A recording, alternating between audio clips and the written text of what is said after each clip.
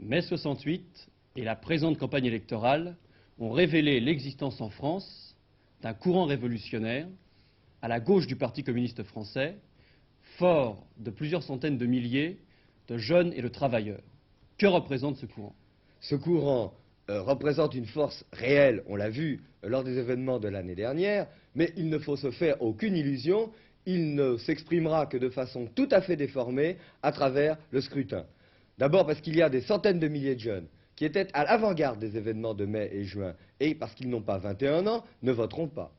Ensuite, parce qu'il y a 3 millions de travailleurs émigrés en France qui subissent une exploitation patronale, une répression policière sans commune mesure avec celle que subissent les travailleurs français, et qui, s'ils ont le droit, et pas seulement le droit, de se faire exploiter au profit des grands capitalistes français, n'ont pas le droit d'intervenir dans les affaires politiques.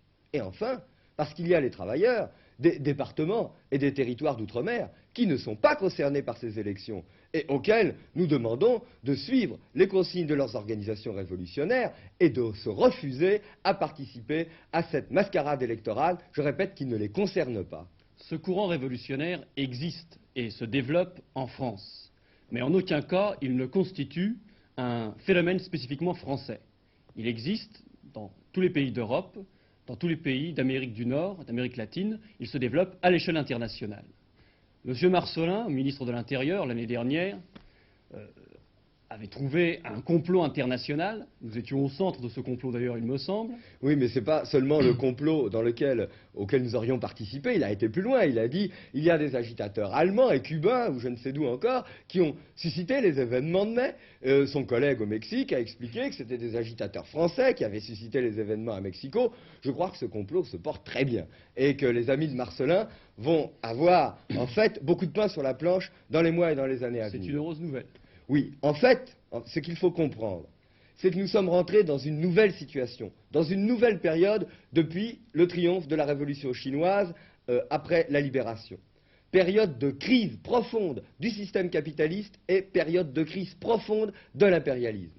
Mais parallèlement à cette crise, aujourd'hui, une nouvelle génération de militants révolutionnaires ont rompu définitivement avec les politiques capitulardes des organisations traditionnelles de la classe ouvrière et s'efforcent et s'organisent pour affronter le système impérialiste et le système capitaliste. Et ce qu'il y a de nouveau, je crois, c'est que cette nouvelle montée révolutionnaire n'apparaît pas seulement dans les pays dits sous-développés. On nous a expliqué la révolution socialiste, mais c'est bon pour les Chinois, c'est bon pour les Noirs, c'est bon pour les paysans au Mexique ou en Bolivie, mais en France ou en Allemagne, mais c'est impossible. Bien, les événements de mai et juin ont montré l'inverse. Ce qui s'est passé, la grève générale en Belgique en 1960-61 a aussi montré l'inverse. Mais ce qui est vrai, c'est que ce courant révolutionnaire se manifeste, a gagné maintenant les métropoles impérialistes elles-mêmes. Et il y a quelques jours, la police américaine a tiré et elle a tué des étudiants sur les campus universitaires. Et qu'il y a des affrontements extrêmement violents, au Japon par exemple notamment. Donc c'est un phénomène nouveau.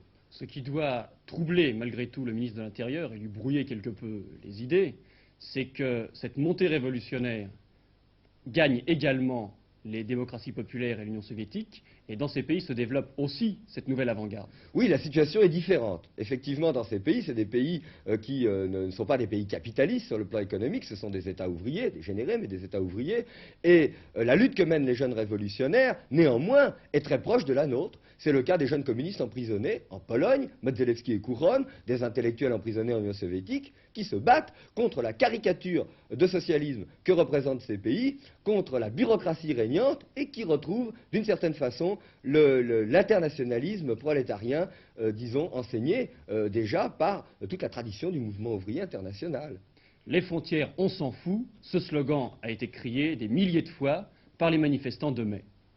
Ces manifestants voulaient exprimer par là leur conviction que la lutte qu'ils menaient à Paris est la même que celle qui se mène à Harlem, à Tokyo, à Athènes et ailleurs, et on assiste véritablement à une renaissance de l'internationalisme prolétarien tel que nous l'entendons. Il y a une rupture. Là-dessus, il y a une rupture entre, disons, les anciennes conceptions de l'internationalisme portées par le Parti communiste ou par certains politiciens qui se réclament du socialisme, qui sont soit des conceptions de caractère humanitaire, les Vietnamiens souffrent, les paysans en Bolivie ou ailleurs souffrent, les Noirs sont exploités, alors il faut leur apporter une solidarité élémentaire, ce qui n'est pas négligeable.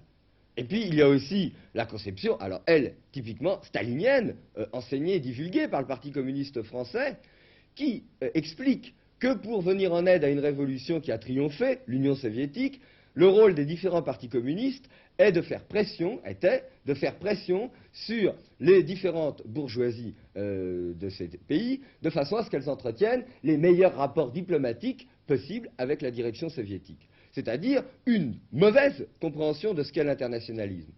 Et je crois que Che Guevara, notamment, et la révolution cubaine ont retrouvé le véritable internationalisme de Lénine et de Trotsky, qui consiste à montrer aux travailleurs que la bourgeoisie est organisée à l'échelle internationale. Et là, on peut dire à M. Marcellin, le voilà votre complot. Il s'agit de gens qui ont des traités, qui ont des liaisons internationales entre eux. Ce sont les traités de l'OTAN, les traités de l'OTAS, qui ont des ligues armées, la police, l'armée. La police japonaise s'équipe comme la police française maintenant.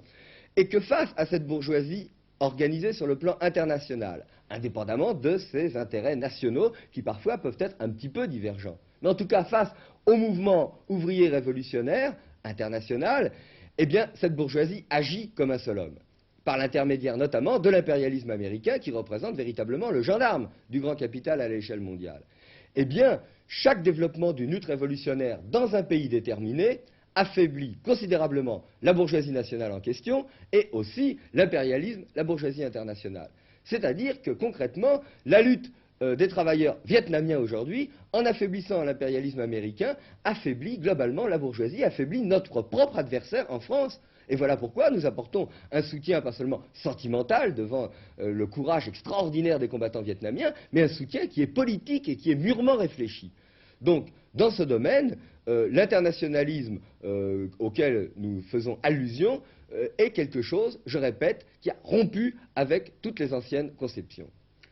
C'est un internationalisme, c'est une orientation qui va directement à l'encontre de la coexistence pacifique telle que les définissent les soviétiques. Oui, mais la coexistence pacifique, les soviétiques en parlent, mais Johnson a expliqué qu'il était pour, Nixon est pour la coexistence pacifique, la paix mondiale, mais tout le monde est pour la paix mondiale. Là encore, c'est comme la dernière discussion sur la violence, il faut voir ce que cela représente concrètement. Pour les soviétiques, pour le Parti communiste, cela signifie d'arrêter l'ingérence dans les affaires extérieures d'un autre État. Mais c'est quelque chose qui ne peut pas exister parce que le monde est divisé en classes sociales antagoniques, comme à l'échelle nationale. Les soviétiques l'ont montré d'ailleurs en Tchécoslovaquie, ce qu'ils faisaient de cette non-intervention dans les affaires extérieures d'un autre État. Mais tous les jours, l'impérialisme américain à Cuba, à Saint-Domingue, au Vietnam, mais il n'hésite pas à intervenir militairement pour sauver les bourgeoisies nationales qui risquent de sombrer devant les coups de la révolution dans ces pays. Par conséquent, il s'agit d'une politique complètement irréaliste qui ne tient pas compte de la division sociale du monde et qui fait croire qu'il est nécessaire et utile et possible de garder cette division qui a été faite à Yalta entre deux blocs. Concrètement, cela signifie accepter le partage du monde, les pays socialistes restent socialistes, les pays capitalistes restent capitalistes, cela signifie bloquer toute lutte révolutionnaire à l'échelle internationale. Et un exemple précis, mais c'est l'ONU. L'ONU a été faite pour sauver la paix mondiale. Mais qu'est-ce qu'elle a fait depuis des années, si ce n'est de régler, je crois que c'est le seul succès depuis peut-être 15 ans, ils ont réglé le problème des pêcheurs en Islande où il y avait quelques difficultés entre différents pays au niveau des droits maritimes. Mais voilà ce qu'a fait l'ONU, parce qu'elle ne peut rien faire d'autre, étant donné, je répète, cette division du monde telle que je viens de la définir.